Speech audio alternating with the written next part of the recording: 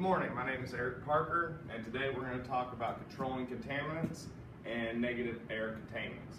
So today, first thing we're going to do, I want you guys to take notice of your success criteria, written right over here on the board. I got a few different points written up there. That's the things I want you guys to retain at the end of this chapter, and I'm going to quiz you at the end to assess if you actually acquired that knowledge or not.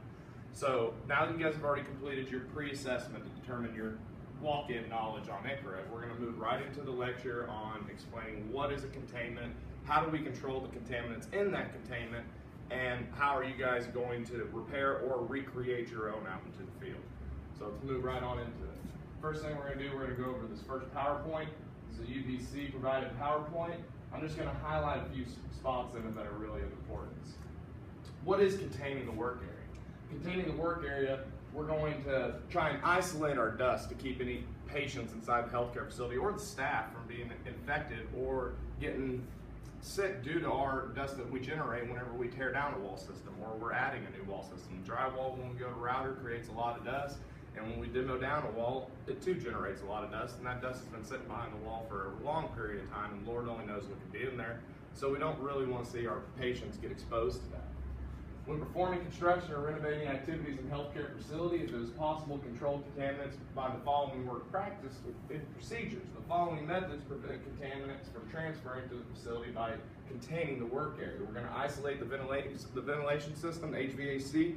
We want to block out both the supply and the return air systems, so that way we don't get anything inside there when they turn the system back on that blows out to the patients and the staff.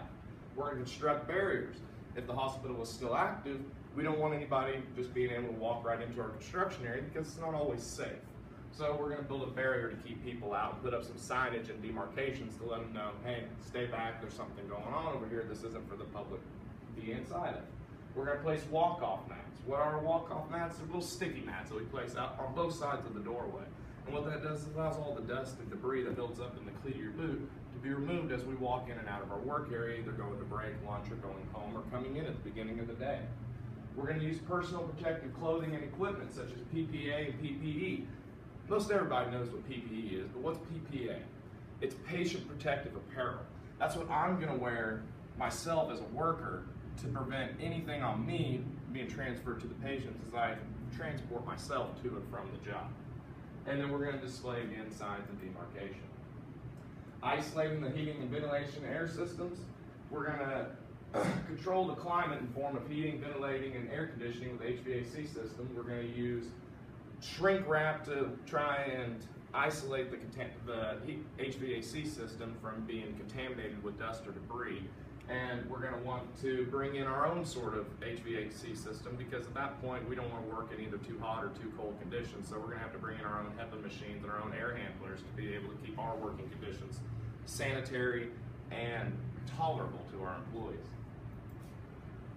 During construction or renovation work in a healthcare facility, the HVAC system is isolated to prevent the transfer of dust and contaminants. This is done by placing airtight cover over the supply air system. They don't put return in here, but I want to put it in there too because hospitals have so many different HVAC systems inside one area. It's hard to determine if one return only supplies one unit or if it's actually going to multiple different units in that, or if it's an open air plenum above the ceiling. So again, we need to get with the HVAC engineer or the maintenance staff of the hospital to determine where all that system is integrated into. By blocking the supply air or blocking off the filtering return, air can alter the airflow into the room served by a common duct system. Blocking or filtering the HVAC system is determined by the ICRA team. Every hospital, when you walk in, is going to have an ICRA team composed of maintenance staff, doctors, nurses, the construction staff that's working in that hospital at that time, and they're all going to be part of this project. And whenever we go to set up our containment and decide what does and does not need to be isolated, the ICRA team is going to sit down at the meeting table and we're all going to figure it out.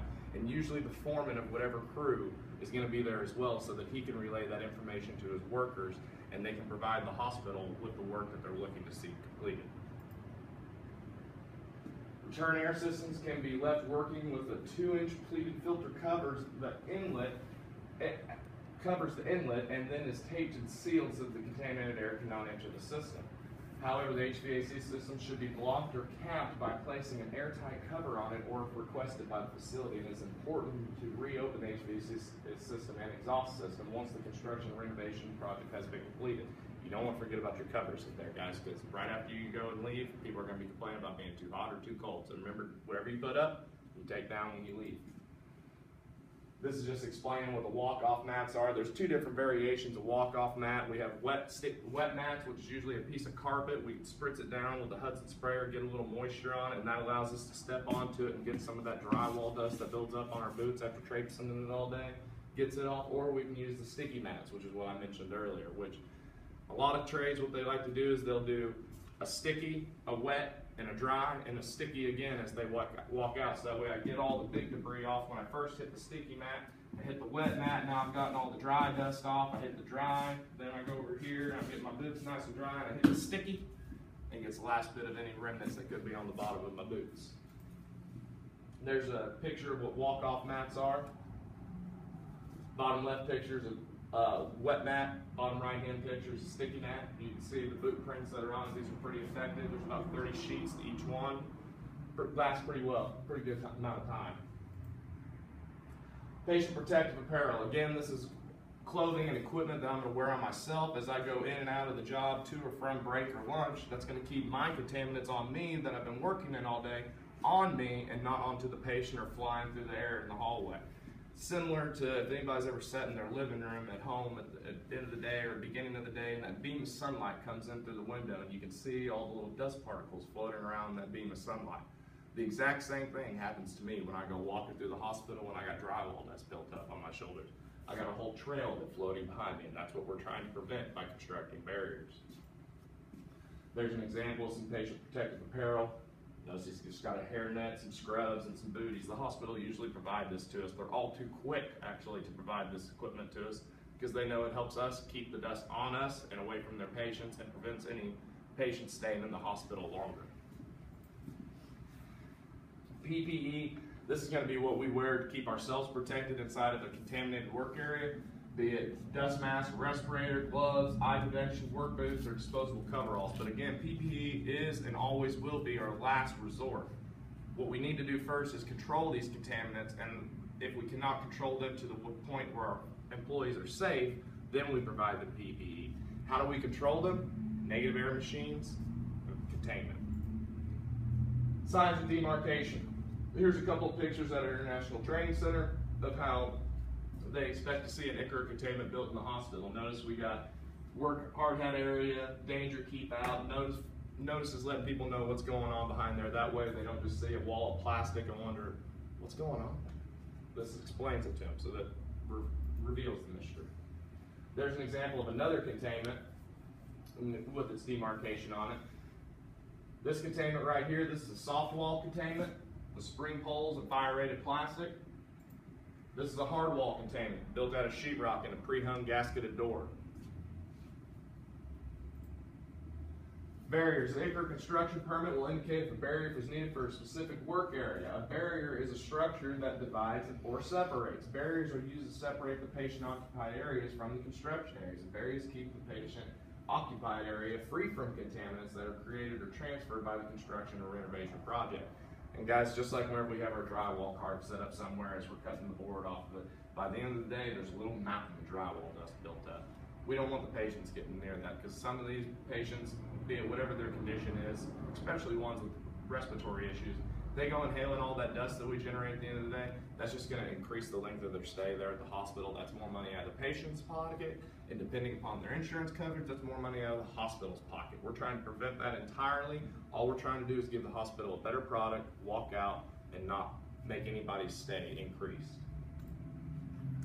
There are 3 different types of barriers, including the portable cubes, soft walls, and hard walls, and they don't mention in this PowerPoint that there is an additional 4th kind of barrier system, which is a manufactured containment.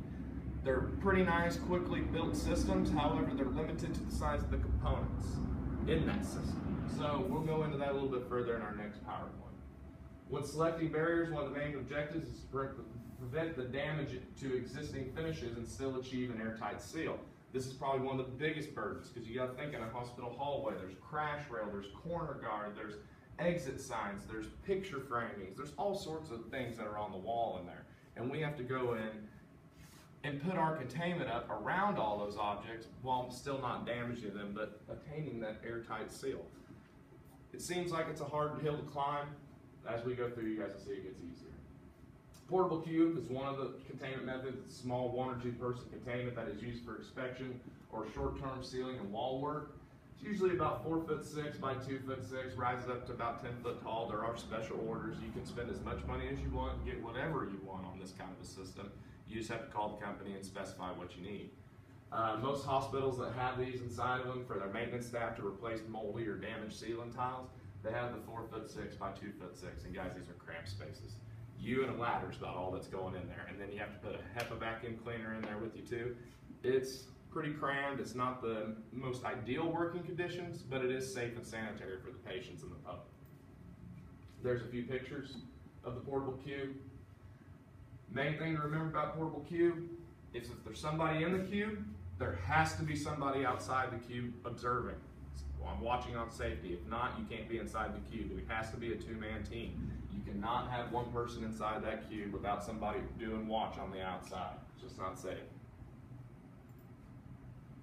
Portable cube, the designs may vary, but the basic design of the portable cube consists of a platform with telescoping poles on each corner that extend to the ceiling. And these poles have a little spring on the top that allow you to get a nice tight seal up to these acoustical ceilings, or hard ceilings. It really doesn't matter what we're going up to. The poles are supported by a soft side enclosure made of durable plastic or sheeting. It's basically like your tent at home, or a really heavy duty tarp. That's about all it is, with a clear window put into it so we can see out and not feel claustrophobic, and the people around that walk by can see in and wonder, well, what's going on inside there? Why has that guy got that cube? It just makes people feel a little bit more comfortable. It's a piece of eye candy. It is large enough to accommodate 1 or 2 persons, a ladder, and a small HEPA machine. And portable cubes can be used for performing Class 1 through Class 3 work. Class 1 through Class 3. That means if we're in a Class 4, guys, you can't have a portable cube out there. Class 4 has to be hard wall containment, gasketed doors, sealed, everything. We can't allow any air for leakages. A soft wall system is a temporary enclosure with walls constructed out of 4 to 6 mil fire-resistant polyethylene sheathing. Fire-resistant plastic. Huh, that's an oxymoron if I've ever heard it, but it exists. What's the difference between fire-rated plastic and non-fire-rated plastic? Well, about a $100 bill a roll.